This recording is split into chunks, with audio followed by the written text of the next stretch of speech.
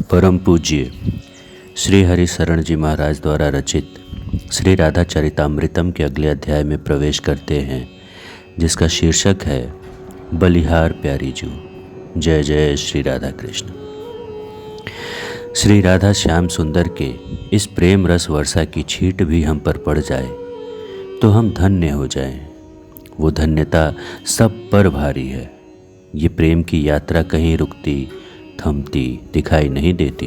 इसमें तो और की मांग उठती रहती है, क्योंकि प्रेम अतृप्ति का ही नाम है। याद रखो, वज्रनाभ, प्रेम एक प्यास जगाती है, या ये प्यास किससे बुझेगी उस ओर दिखाती है।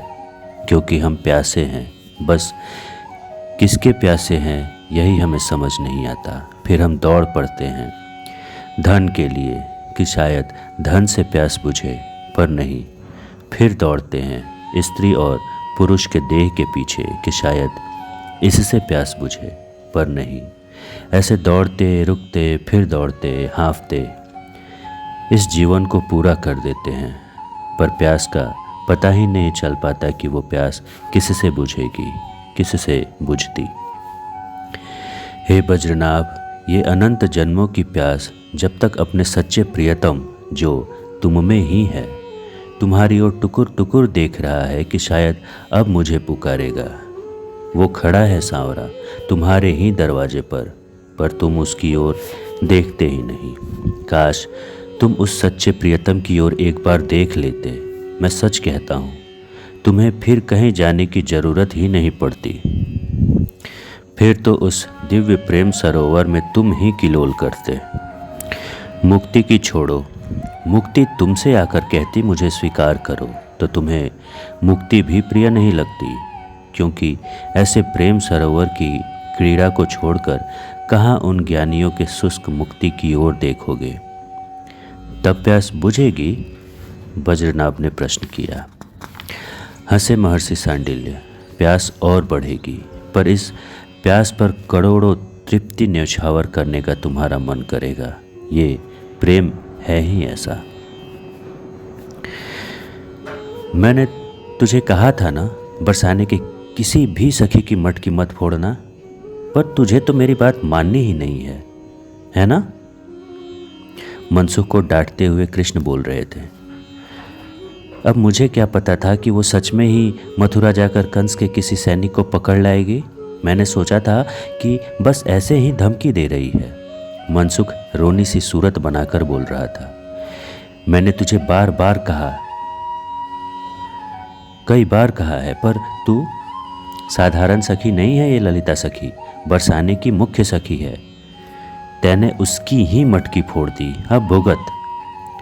सब सखा कदम के वृक्ष में चढ़े हुए हैं, कृष्ण भी चढ़े हुए हैं। मनसुख ने आज सुबह ही ललिता सखी की मटकी फोड़ दी। ललिता सखी ने लाख मना किया, पर मनसुख माना नहीं और फोड़ दी उसकी मटकी। ललिता सखी ने मनसुख को कहा भी था, देख, मैं कोई तेरे नंद गांव की गुजरी नहीं हूँ जो तू मटकी फोड़ देगा और मैं कुछ नहीं कहूँगी। पर माना नहीं मनसुख, फोड़ दी मटकी। ललिता सखी ने धमकी भी दी थी, देख मनसुख के, मान जा, मैं सीधे मथुरा जाऊंगी और वहाँ तेरी शिकायत करूंगी और वहीं से किसी सैनिक को पकड़ लाऊंगी। पर मनसुख माना नहीं और ललिता सखी की मटकी फोड़ दी। अब देख तू, इस ललिता सखी ने तुम सबको मथुरा के कारागार में बंद नहीं करवाया तो। इतना कहते हुए पैर पटकती हुई क्रोध में चली गई थी और जाते जाते ये भी बोल गई थी, ललिता सखी, बस 2 घड़ी में सैनिक आ रहा है। तेरे सब सखाओं को और तेरा वो कन्हैया बुला लियो, सबको पिटवाऊंगी। और तुझे तो कारागार में, सीधे मथुरा के कारागार में। हे कन्हैया, मुझे बचा ले भाई, मुझे नहीं जाना कारागार में। चुप चुप, खुद भी फंसेगा और हम सबको भी फंसवाएगा। धीरे से थप्पड़ मारा कन्हैया ने मनसुख को। कन्हैया ने मारा तो सब मारने लगे। रुको रुको, देखते हैं, देखने दो, कहीं सच में ही तो नहीं ले आई सैनिक ये ललिता सखी। वैसे बात की पक्की है ललिता, श्री रामा बोल उठा। आज तक उसने झूठ नहीं बोला है, ये बात तो पूरा बरसाना जानता है। वो जो कहती है करती है। हाँ, अब तू डराने दे रहा है हम सबको, कन्हैया ने श्रीदामा की ओर देखते हुए कहा। नहीं, मैं तो सच्ची बात बता रहा हूँ बस। सच्ची बात रख अपनी अंटी में। बताएगा सच्ची बात? हम भी कम नहीं है किसी से, है ना कन्हैया? मनसुख डरते हुए बोला। तू चुप बैठ, नहीं तो पिट जाएगा। फिर एक चपत लगा दी थी कन्हैया ने मनसुख को।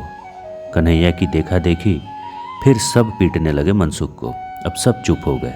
कन्हैया चिल्लाए, लो, ले आई ललिता कंस के सैनिक को। कन्हैया के माथे पर चिंता की लकीरें स्पष्ट दिखाई दे रही थी। अब क्या करेंगे? कन्हैया ने सबकी राय जाननी चाहिए। करेंगे क्या? वो सैनिक एक है और हम 50 हो, पीट देंगे, श्रीदामा बोला। नहीं श्रीदामा, कंस राजा को इस तरह चुनौती देना उचित नहीं होगा। सबने कन्हैया की बात पर हामी भरी। अब तू तो कुछ बोल, भोजन भट्ट मनसुख। कन्हैया मनसुख को बोले, तेरा ही सब किया है, अब मुंह खोल। मैं तो भोजन के लिए ही मुंह खोलता हूँ, मनसुख सुस्त सा बोला। तू अब कारागार में जाएगा, वहाँ तेरी अच्छे से पूजा होगी। सब ग्वाल बाल मनसुख को डांटने और डराने लगे थे। चुप चुप, कन्हैया ने सबको फिर चुप कराया। सब लोग कदम के वृक्ष से देख रहे हैं। ललिता सखी एक सैनिक को ले आई है और कदम वृक्ष के पास आकर बोली, ये सब यही है जिन्होंने मेरी मटकी फोड़ी।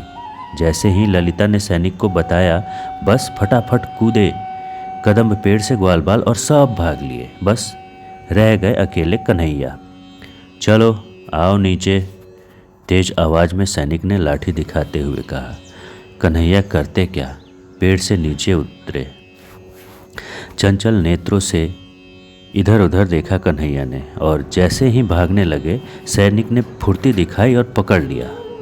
पर ये क्या, जैसे ही सैनिक ने कन्हैया को पकड़ा, कन्हैया को कुछ हुआ। ये पकड़ तो, चौंक गए कन्हैया। सिर अभी तक नीचे था पर ऊपर उठाकर अब बड़े ध्यान से देखने लगे। फिर अपने हाथ को देखा, उस सैनिक के हाथ को देखा, गोरे हाथ और कोमल हाथ। इस हाथ के स्पर्श को तो मैं जानता हूँ। फिर ऊपर सिर करके सैनिक को देखने लगे। इतना गोरा सैनिक? मुस्कुराए अब कन्हैया। सैनिक पगड़ी बांधे हुए था। आगे बढ़े, पगड़ी को जैसे ही हटाया, वो काले घने बादलों की तरह केस बिखर गए। अच्छा तो आप हैं? नकली मूछों को हटा दिया। नजरें झुका ली लाडली ने, शर्मा गई। पर आप हमें कारागार में कैद कर ही दो स्वामिनी। कंस के कारागार में नहीं, अपने इस हृदय के कारागार में। इतना कहते हुए आगे बढ़कर अपनी प्राण प्यारी श्री राधा रानी को अपने बाहों में भर लिया था कन्हैया ने, और धीरे से कानों में कहा, बन गए आपके कैदी, कर लो ना कैद। वो लजीली मुस्कान पे कन्हैया ने अपने आप को न्यौछावर कर दिया। क्या कहोगे बज्रनाभ? क्या इस रस के आगे ज्ञान, योग, कर्मकांड और मुक्ति भी फीकी नहीं है? ये प्रेम का सागर है, जो इसमें डूब गया वही धन्य है। फिर कहूँ, ये आत्मा और परमात्मा की प्रेम लीला है, जो अनादि है, अनंत काल से चल रही है और अनंत काल तक चलेगी। कोई ओर छोर नहीं है इसका। महर्षि सांडिल्य इससे ज़्यादा क्या कहते, क्योंकि प्रेम में कहा नहीं जा सकता, यही तो दिक्कत है। अनुभव करो। पुतरिन पलंग बिछाए, पलक की कर दे बंद किवार। जय जय श्री लाडली सरकार।